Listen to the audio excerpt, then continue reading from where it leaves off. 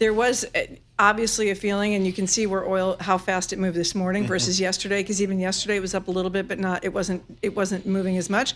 I think that you add this to the AI story, and all of a sudden I think you have a more stormy summer than we were looking at even a week and a half ago. So I think it does, it makes a difference, because all of these things play into how portfolios are going to roll out. And the expectation was the Fed now had some cover to say we can wait and see. And now with this moving around, that might change that math as well.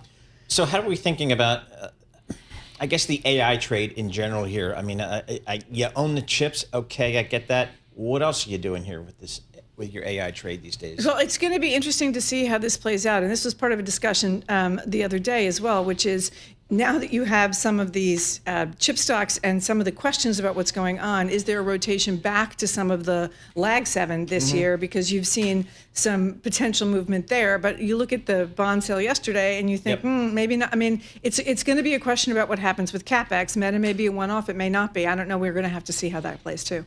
About software, I mean, we saw that sell-off in a lot of the software names, including such bellwethers as Microsoft, down 25% year to date. I mean, how are you guys thinking about some of those big bellwether software names that have been so good and so beloved by the marketplace because of the recurring revenue, the high free cash flow, and the great margins? How do you think about some of those names these days? Well, you guys had an excellent guest on earlier this morning who was talking about that specifically, and about how some of the larger software names are going to end up getting more, there's more work to be done as you start to tie this all in together. Fatima Boulani was excellent. Yes. Sai, should we have her back? I guess we'll have Fatima back. Continue.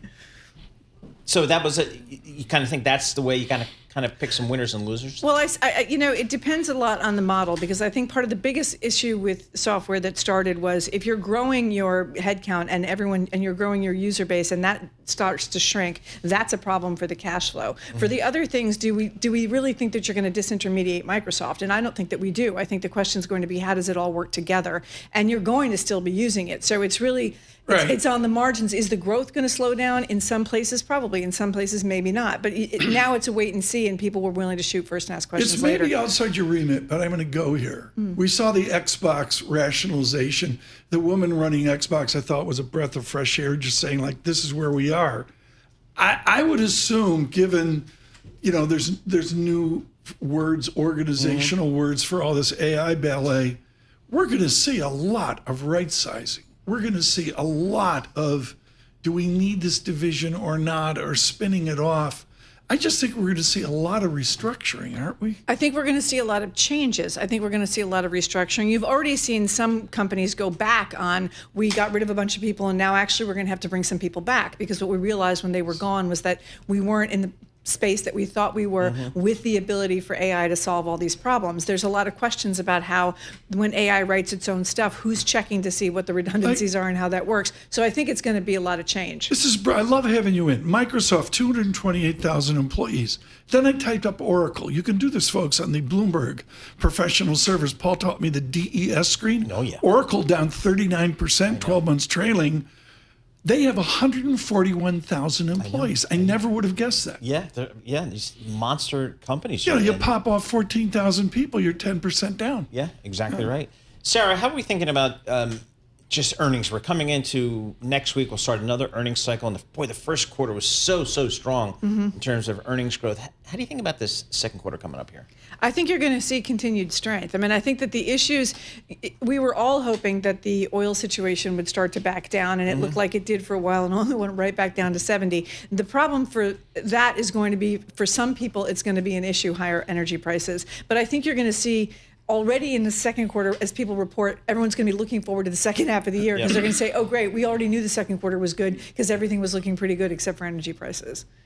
So what are we thinking here? I'm going to switch over to the Fed here, because we've got a new chairman. We've heard from him a couple of times now. What's your view of the Fed and kind of interest rates, and is that going to be a friend or a foe for this market? Well, in the last 2 weeks, it's been both, right? So you saw the original speeches on the 2% target, and the market started to think that that was very hawkish. Oil prices backed down, came out and said that oil prices are down. That's somewhat helpful. I think the question is going to be the cadence of communication and how much time or how much information we're going to get and what information they're going to be using. And I think that there's some room in there to see what happens over the summer, even with the elevated oil prices. But I think that the market is knee-jerked back into into putting rate hikes on the table, towards the end of the year. Whereas even yesterday, that wasn't necessarily looking to be such a strong percentage. I think that's going to continue to move around. Boy, in the bond market, I can sit there in a 2-year piece of U.S. government paper, which I think is pretty safe. I think they're going to pay me back in 2 years, and clip a 4.2% coupon. Is that my fixed income strategy? Well, I think that people have been looking at, and we have continued to look at the short end of the curve for that reason, because you've had some very good opportunities to get in at good short-term rates, and you think that those are in pretty good shape. You start talking about raising rates again, that gets a little dicier, but not on the very short end. So I think that there is a cluster towards that because it makes sense, and it's also easy to have some visibility. Are we away from where the top 10 holdings of funds are 30 or 40 or dare I say 55% of their portfolio?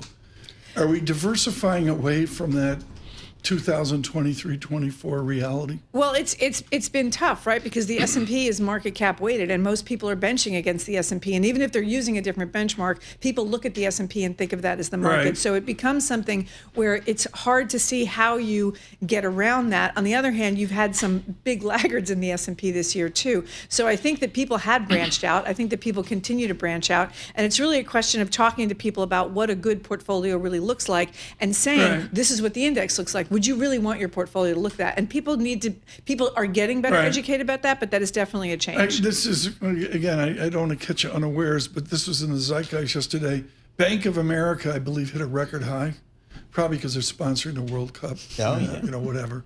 You should see where Savita sits. Oh, is that right? It's just unbelievable. Okay. Game Very after good. game. Very She's good. killing it.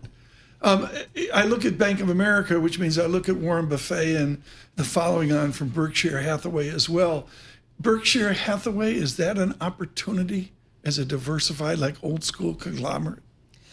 I think that there's a transition there, right? So people are looking to see how that is going to go, because that's a lot of history and a lot of shoes to fill. And so I think that it's certainly possibly, and the holdings that they have are starting to look in those areas where people are looking at what's going on here, the insurance areas, the financial areas, and some of those places. I think that there is a desire for investors to have a broader portfolio than just technology, because you can see when there is wobbles in technology, you need them both.